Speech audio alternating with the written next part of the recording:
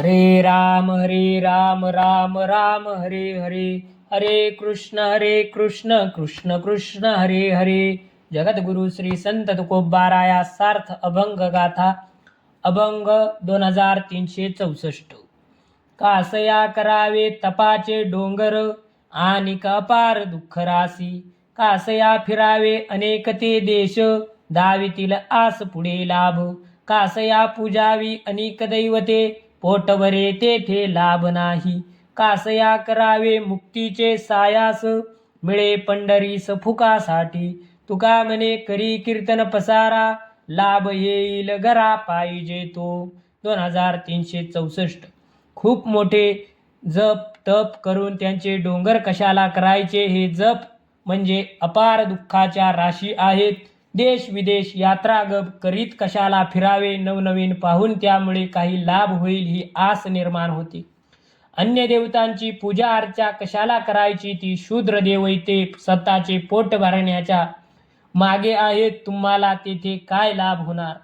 मुक्ती पात्र प्राप्त व्हावी यासाठी सायास कशाला करायचे? कारण पंढरीत ती फुकट मिळते.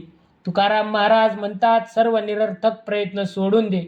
नामसकीर्तनाने तुला घरातच सर्व लाभ प्राप्त होईल. 2365. वैष्णव मुनी विप्रांचा सन्मान, करावा आपण घेऊ नये. प्रभू झाला तरी संसाराचा दास, विहित तयासी यांची सेवा. तुका म्हणे हे आशीर्वाद बळी, जाईल तो छळी नरकायांसी. 2365. वैष्णव मुनी ब्राह्मण यांचा सन्मान करावा, त्यांच्याकडून आपला सन्मान करून घेऊ नये. साक्षात प्रभू झाला तरी तो संसाराचा दास आहे. संसारी आल्यावर तो सुद्धा त्यांच्याकडून सन्मान घेत नाही, तो त्यांची सेवा करतो असे शास्त्रवचन आहे. तुकाराम महाराज म्हणतात, प्रभूच्या कृपा आशीर्वादाने ते शक्तिमान झाले आहेत. त्यांचा छळ करणारा गर्भवासाच्या नरकात जातो. 2366. देव वसे चित्ती, त्याची घडावी संगती. ऐसे आवडते मना, देवा पुरवावी वासना. हरिजनासी भेटी, न हो अंग संग तुटी. तुका म्हणे जिने भले, संत संगष्टने. 2366. ज्याच्या चित्तात देव राहतो त्याची संगती मला घडावी. देवा माझ्या मनाला असेच आवडते, तरी वासना पुरवावी. हरिजनाची भेट झाल्यावर त्याच्या अंगसंगाचा वियोग होऊ नये. तुकाराम महाराज म्हणतात, देवा संतांच्या सहवासात जगणे मला प्रिय वाटते. 2367. बागसीन गेला माझा सकळ विठ्ठला, तुझा मनवितो दास. केली उच्चिष्टांची आस, राहिली तळमळ तैपासोनी सकळ. तुका म्हणे डाले पोट ऐसे कळो आले.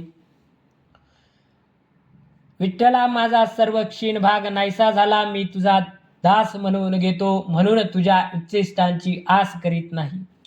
मी तुझा दास झालो तेव्हापासून मनाची तळमळ नाहीशी झाली. तुकाराम महाराज म्हणतात, आता माझे मन समाधानाने तृप्त झाले आहे असे समजून आले. 2368. रायांचे सेवक सेवटींची पिंडीरंक, हा तो हिनाव कवना. काहो नेना नारायणा, परिसेची भेटी. नवे लोहोपना तुटी, तुझे नाम कंठी. तुया काळा सवे भेटी. 2368. राजाच्या चाकरीत असलेल्या शिपायाला सामान्य जनांनी मारहाण केली, तरी ती मानहानी कोणाची होते? हे देवा, तुम्हाला हे कळत नाही का? परिसाचा स्पर्श होऊनही लोखंडाचे हिनपण गेले नाही, तर दोष कोणाचा? तुकाराम महाराज म्हणतात, देवा तुझे नाम निरंतर जपतो, तरी काळाच्या पाशात सापडलो तर कोणाला कमीपणा येणार नाही. अर्थात तुला याचे उत्तर द्यावे लागेल. 2369. सुखरूप ऐसे कोण तुझे सांगा, माझ्या पांडुरंगा सारिके ते. न लगे हिंडणे मुंडणे ते काही, साधनांची नाही आटा आटी. चंद्रभागे स्नान विधतो हरिकथा, समाधान चित्ता सर्व काळ. तुका म्हणे काला वैकुंठी दुर्लभ, विशेष हा लाभ संत संगे. 2369. पांडुरंग म्हणजे मूर्तिमंत सुख. अन्य कोणत्या उपायात पांडुरंगासारखे सुख आहे का ते सांगा. त्याच्या प्राप्तीसाठी देशाटन तीर्थाटन करीत हिंडावे फिरावे लागत नाही. मुंडन विधी कर्म अन्य साधनांचा खटाटोप करावा लागत नाही. चंद्रभागेचे स्नान हरिकथा श्रवण हा विधी आहे. त्याने चित्ताला समाधान लाभते. तुकाराम महाराज म्हणतात, गोपाळ काल्याचे सुख वैकुंठातही दुर्लभ आहे. येथे हा विशेष लाभ संत संगतीत होतो. 2370 नसता अधिकार उपदेशाची बळात्कार, तरी ते केले चार. माकडा आणि गारोडी धनधान्य राज्य भोल, वृथा रंजवणे फोल नाही तेथे ओल.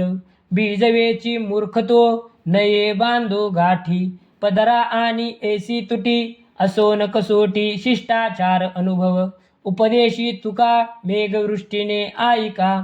संकल्पासी धोका सहजते उत्तम. 2370 उपदेशाचा अधिकार नसताना एखाद्या वक्त्याने श्रोत्यावर बलपूर्वक उपदेश लादणे म्हणजे गारोड्याने माकडाला बळपूर्वक नाचवण्याप्रमाणे आहे. धनधान्य राजसत्ता वैभव यावर बोलणे म्हणजे श्रोत्यांना व्यर्थ रंजविणे आणि ब्रह्मज्ञानाचा उपदेश केला तरी तो अनुभव शून्य असल्याने व्यर्थच आहे. जिथे ओलावा नाही तिथे बीज पेरणे मूर्खता आहे. श्रेष्ठाचे आचरण अनुभव जन्य असते, तेथे हानी होत नाही. हानिकारक आचरण करू नये. तुकाराम महाराज म्हणतात, मी मेघवृष्टी न्यायाने सर्वत्र समान उपदेश करतो. तो सहज आणि उत्तम आहे. जे ऐकतील तेच योग्य होतील. 2371 गालोनिया मापी, देव भक्त बैसले जपी. तैसे होते सांडऊ निज निजांची मुरकुडी. अमुपी उखते आपण ओस आपण याते. देव आता झाला उगवी संकोच वाहिला. अखंड नेले वेठी भार सत्या विनगांठी. अडकिला झोपा रिता कले वराचा खोपा. गोदातिरी आड करीते करविते द्वाड. तुका म्हणे बळे उपदेशांचे तोंड काळे. 2371 ढोंगी लोक विश्वव्यापक विराट स्वरूपाच्या देवाचे मोजमाप करून त्याच्या प्राप्तीसाठी मर्यादित मापाने त्याच्या नावाचा खोटाच जप करीत बसले आहेत. असे करणे म्हणजे अमर्याद तत्वाला मर्यादित बांधत आहे. आपल्या सर्वव्यापी स्वस्वरूपाचा त्याग करून स्वतःचे स्वरूप नाहीसे करतात. देव जन्माला आला किंवा त्याचे अवतार समाप्त केला अशी देवाच्या अस्तित्वाची मर्यादित कल्पना करतात.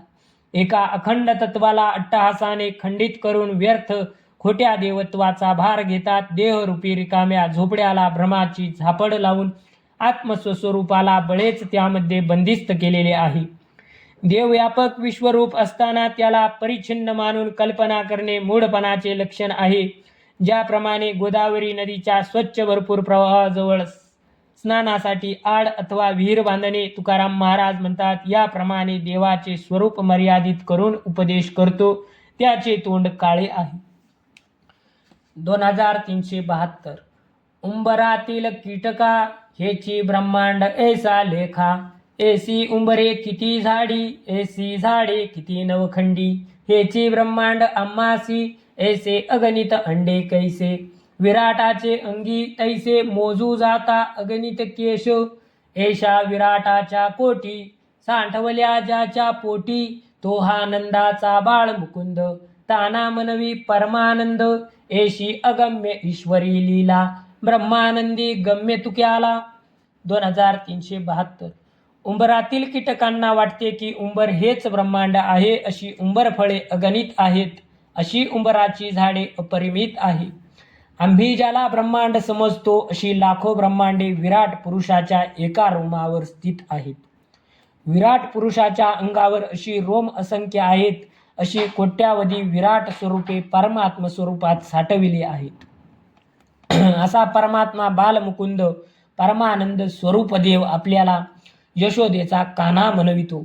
अशी ही ईश्वर लीला अगाध आहे. ती आनंद स्वरूप परमात्म्याच्या ठिकाणी आहे. अशी ही अत्यर्क लीला ब्रह्मानंद डोलत असलेल्या तुक्याला उमगली असे तुकाराम महाराज म्हणतात. 2373 ब्रह्मानंद तरी एके दिवशी कळे, तात्काळ हा गळे अभिमान. अभिमान लागे शुकाची ये पाठी, व्यासे उपराटी दृष्टी केली. जनक भेटीसी पाठविला तेने, अभिमाननाने खोटे केले. खोटे करोनिया लाविला अभ्यासी, मेरू शिखरासी सुख गेला. जाओनिया तेने साधली समाधी, तुका म्हणे तदी होतो आम्ही. 2373. स्वतःबद्दलचा अभिमान गळून पडला की तत्काळ त्या दिवशी त्या क्षणी ब्रह्मज्ञान कळते. ब्रह्मज्ञानी शुकाच्या पाठीमागे अभिमान लागला तेव्हा व्यासांनी त्याची अवस्था दिव्य दृष्टीने जाणली. त्याला जनकराजाची भेट घेण्यासाठी त्याच्याकडे पाठवले. जनकराजांनी उपदेश करून अभिमानाचा निरसन केला. देहात्मभावाचा अहंकार खोटा आहे अशी प्रचिती आणून दिली आणि अभ्यासाला प्रवृत्त केले. ज्ञानमेरूच्या पर्वतावर नेऊन त्यांना ब्रह्मज्ञान दिले. शुकाची मेरू पर्वतावर समाधी लागली. तेथे ते ब्रह्मरूप झाले. तुकाराम महाराज म्हणतात, त्यावेळी आम्ही तेथे होतो. 2374. सहज पावता भगवंती, परीही विकल्पे परती. फुकाची हे चित्ती, आठवण न धरिती. हरी व्यापक सर्वगत, हा तव मुख्यत्वे वेदांत. चिंतनासी चित्त, असो द्यावे सावध. विरजा होम याची नावे, देह नवे मी हे जाणावी. मग काजी यावे, वरी लागे संकल्पा. काम क्रोधे देह मळीन, स्वाहाकारी कैचे पुण्य. मंत्री पूजलिया यज्ञज्ञा मुंडन नवेची. अनन्य भक्तीचे उपाय, ते या विठोबाचे पाय. द्याईल तो काय, चुको जाणे मार्ग. आता सांगे तुका, एक तुम्ही चुको नका. सांडी मांडी धोका, शरण रिघता गोमठे. 2374. काया वाचा मनाने केलेले कर्माचरण सहजच कृष्णार्पण होते. पण मी कर्माचा कर्ता आहे या अभिमानाने स्वतः कर्मबंधनात गुंततात आणि जन्मजन्मांतराची पीडा भोगतात. मी करता नाही, भगवंत या कर्माचा कर्ता आहे हे स्थैर्य मनात धरीत नाही.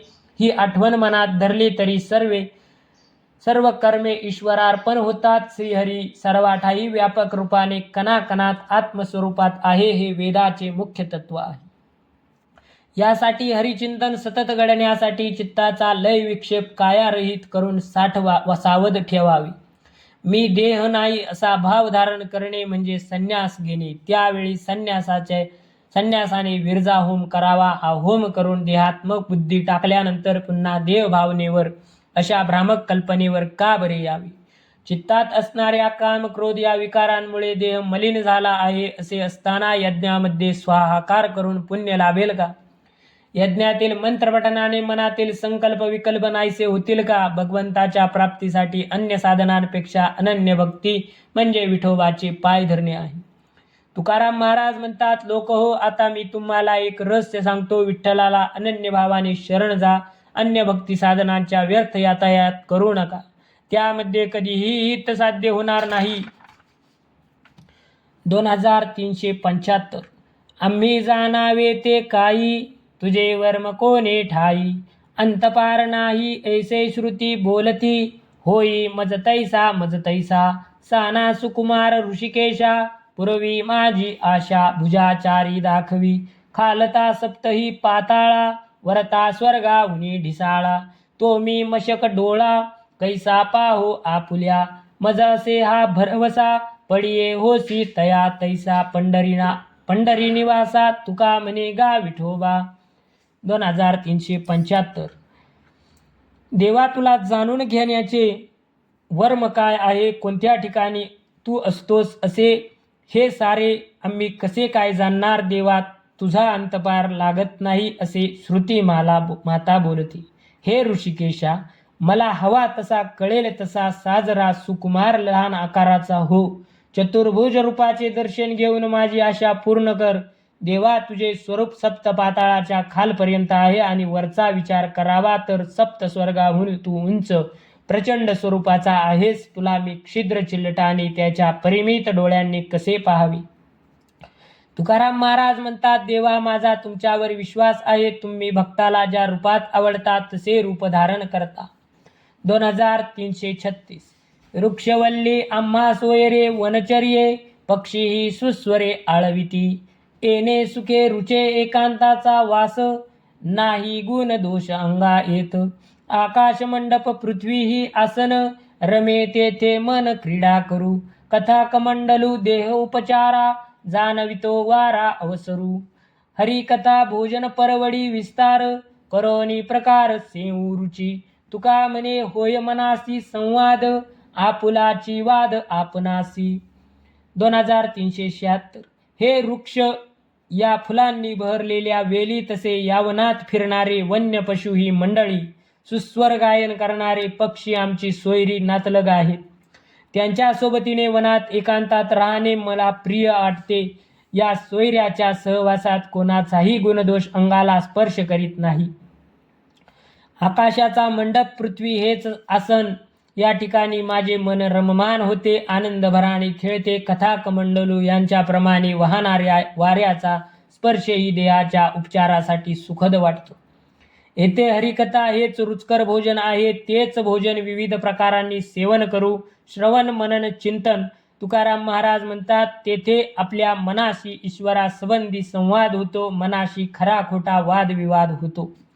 पुंडलिक वरदारी विठ्ठल श्री ज्ञानदेव तुकाराम पंढरीनाथ भगवान की जय. माऊली ज्ञानेश्वर महाराज की जय.